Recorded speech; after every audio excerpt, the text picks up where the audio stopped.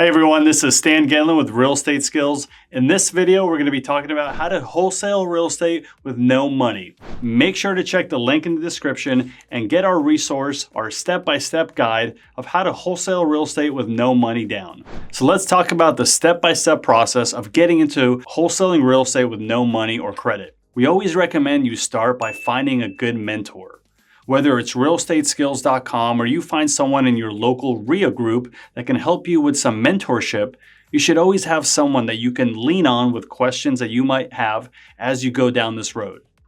Every state, every city might have different laws and regulations than the ones that we operate in. So you should always know what your local regulations are before you get into it. Make sure you have an attorney friend that can help you answer some of these questions. Some states don't use attorneys to close in real estate. They use escrow and title companies, so you might want to form a good relationship with them before getting into this process. You want to research your local market to find out if that is even a good place to invest. And by that, you can see, is there a lot of transactions, a lot of sales happening in your local area? Maybe you live in a rural area with not a lot of homes, so you can wholesale real estate in nearby markets or even in other states. You don't have to be there. But you should figure out where you want to wholesale that real estate first and start in one city or county or one area. And then you can become an expert as you grow in that area and do more deals faster. Next, once you've picked an area that you want to operate in, you should go and build a buyer's list. These are people that are going to buy the property for you to either flip, rent, or other uses. So when you find those deals, you can quickly sell them to your buyers. Finding a buyer's list can be as easy as joining a Facebook group in the area you're going to invest and just posting a question such as, who wants to buy, fix, and flip properties in my local area? And within no time, you should have a lot of comments of people wanting to be on your buyer's list. Now that you've picked a place to invest and started building out your buyer's list, it's time to go and find the deals. One of the easiest ways to start finding potential deals is on the MLS. Homes listed for sale on the MLS are put there because the seller is motivated to sell, and that's why they have put it on the MLS as a for sale home. So these are people that are interested in selling, and you could be able to negotiate a good deal on a property quickly. Secondly, if you want to go out there and do some grunt work, you can go drive around the neighborhood areas that you want to invest and go knock on some doors and talk to people. I know plenty of seasoned investors that still swear by this strategy. You can simply go online, find a list of homes that you want to knock on by maybe doing Google Street View and seeing some abandoned looking distressed homes, and simply go in and talk to these people, see if they're interested in selling. Besides finding deals that are listed on the MLS, you should also focus on building relationships with real estate agents because they might bring you off-market deals or give you a heads up if a deal is coming on the market. So one of the best ways to grow a thriving real estate business in your area is start building and maintaining and growing relationships with real estate agents. They will bring you deals for many months and years to come if you maintain those relationships and show that you have the ability to perform and close deals. Now that you've found some good properties to put offers on and you've built your buyer's list, you want to start making offers. Even before the offer is accepted, you might want to start getting the interest of your potential buyers on your deals. This will be able to give you the opportunity to negotiate a short period for an earnest money deposit, making your offer more acceptable. Then you can have your potential buyers put the property under contract with you, and instead of you having to put down the deposit, they'll put it down in your stead. Again, leading you to have to put no money out of pocket. Now that your offer's been accepted and you put the property under contract, it's time to find your buyer if you haven't already. Once you find your buyer, you want to put the property under contract from you to the new buyer. This way, they'll be responsible for the entirety of the contract. They'll be responsible for the inspection deadline, the earnest money, and to close on time. And you will no longer be responsible because you have assigned the rights of the contract to your potential buyer. Now that you've put the home under contract with a buyer, there's really two simple ways to close the deal. Number one is you can assign your contract to this buyer, and they can simply purchase the home at the closing table, whether it's with an escrow and title or an attorney company, and then you will get an assignment fee from the closing table. If that is not allowed in your area or your state, then you can do a double closing.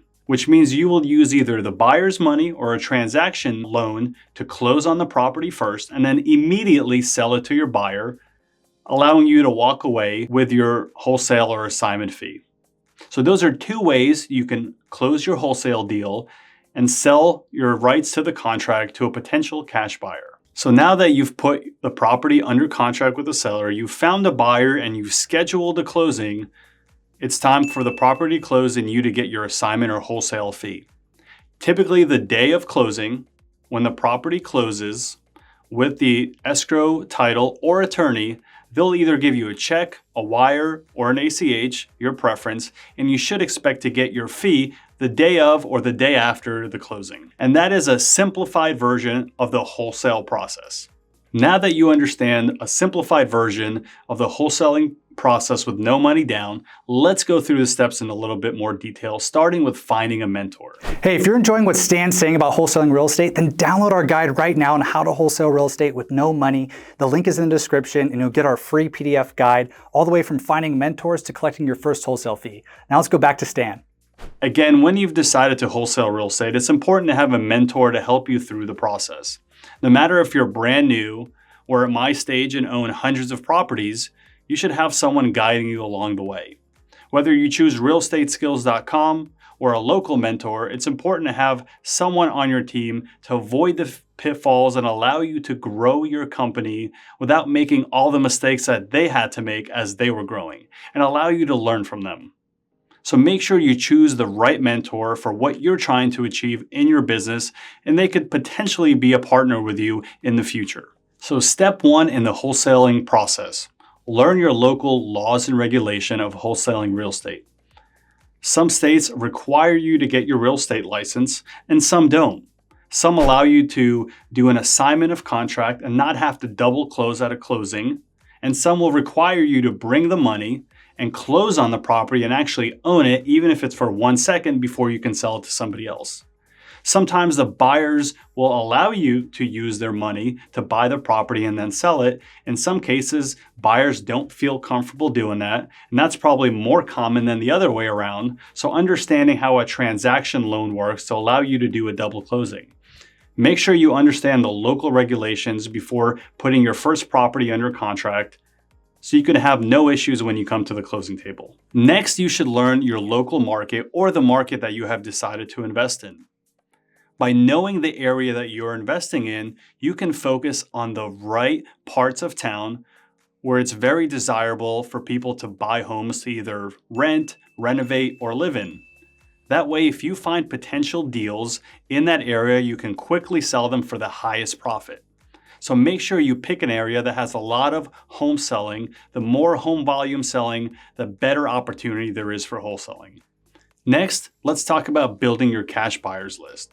Now that you've decided to wholesale real estate in a specific area, you should start building your buyers list. Here are some quick tips on how to do that.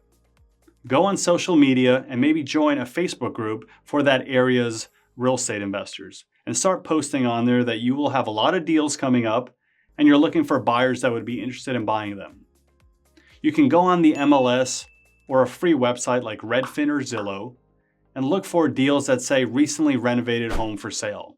You can call the agents from those homes and ask them if their seller would be interested in buying more fix and flip opportunities. That's another free, easy, fast way to find potential buyers for your homes. The third tip to quickly build a buyers list is join your local real estate investment group and start talking to people, networking, meeting the buyers in that group who are doing active fix and flips, who are buying rental properties, or maybe even call some property management companies who have a lot of investors whose properties they manage and ask if there's any investors that are actively buying more properties that they can connect you with so you can send them more deals to buy, and that property management company will have more properties that they can manage. Those are 4 great tips for you to quickly build a buyer's list and get started. And we recently put out a video on how to find cash buyers. Click on the video right here to check it out. Now that you've started building your buyer's list and found an area to invest in, let's talk a little bit more detail about finding deals, opportunities, and sellers. Here's a couple of quick tips on how to do that with no money down. Number 1, you can look on a website like Redfin or Zillow, which will give you free access to listings in your area. You can start calling the agents on potential deals.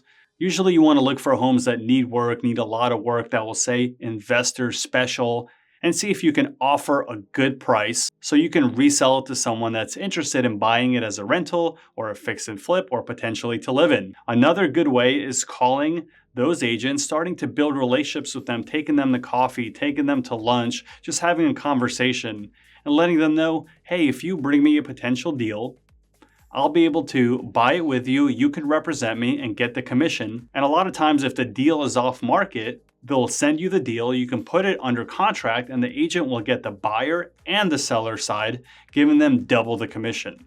Another good way of finding potential seller leads is driving around neighborhoods that you think you want to invest or know you want to invest, and looking at houses that have overgrown landscaping, maybe that have roofs that are full of moss or algae, or looks like they haven't been repaired in a long time, and just going to knock on the door and finding out the situation.